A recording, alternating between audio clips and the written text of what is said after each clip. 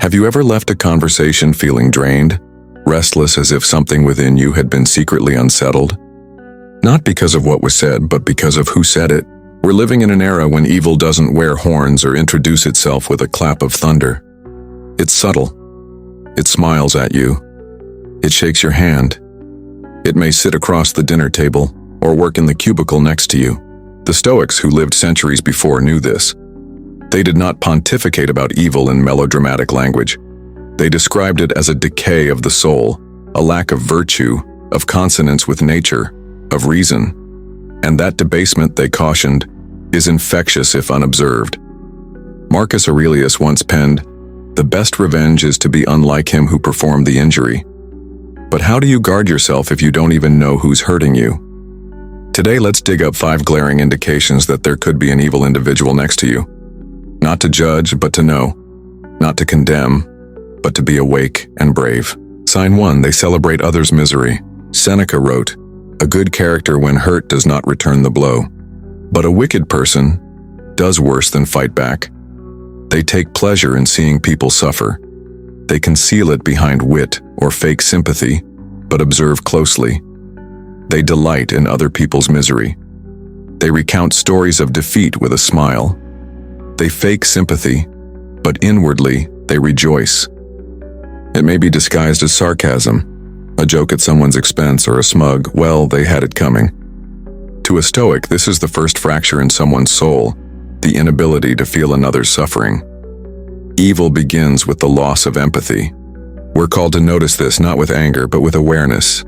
Not all smiles are kind, some are wolves in comfort's clothing. Sign 2. They pervert truth to advance their own agenda. Epictetus once wrote, "If someone provokes you, know that your mind is in league with the provocation." But what if the provocation is not from anger, but from distortion? An evil man manipulates truth not merely to shield himself, but to dominate others. He distorts history. He twists narratives. He denies that which has occurred until you doubt your own reality. These are the quiet lies, the selective refashioning of fact, the rephrasing of events that leave you lost. Not all liars scream. Some lie in soft tones and dim eyes. Stoicism teaches us to hold on to simplicity, to employ reason as a lantern in the dark.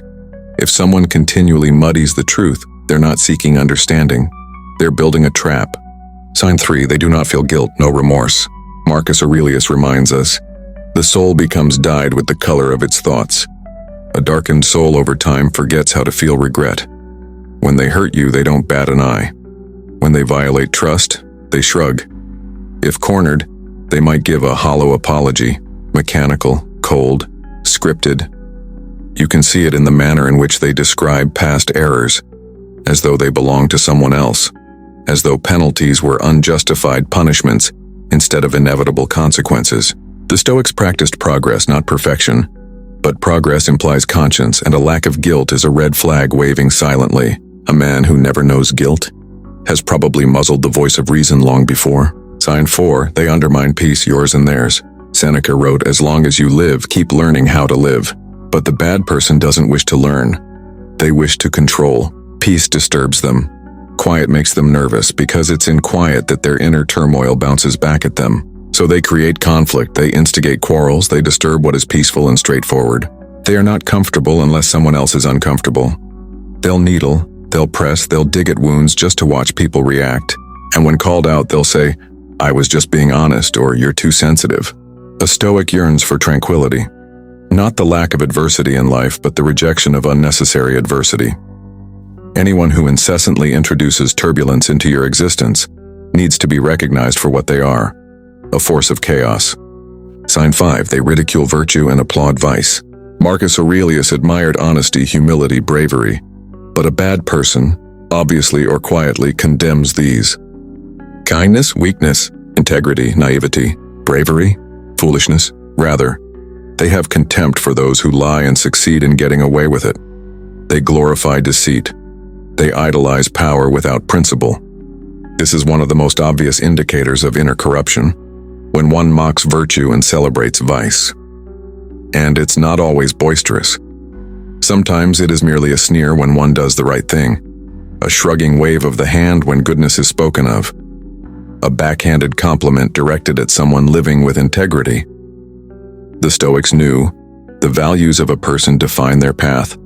If the person with you walks in vice with their head held high, they're going somewhere other than where you'd like to go. Then what do you do when you catch yourself noticing there's an evil man sitting beside you? Epictetus taught us the solution without finger-pointing. He said, don't explain your philosophy, embody it. You don't have to fight. You don't have to reveal them. You don't have to become them to conquer them. You just need to see, to select space, to root yourself in goodness and live so forcefully in accord with wisdom and justice that their shadows can't reach you. The Stoics' greatest strength lies not in the sword, but in silence. Let their behavior speak for itself. You, let your behavior speak for your peace. So now ask yourself, who in your life sucks the life out of you, clouds your mind, causes trouble rather than peace?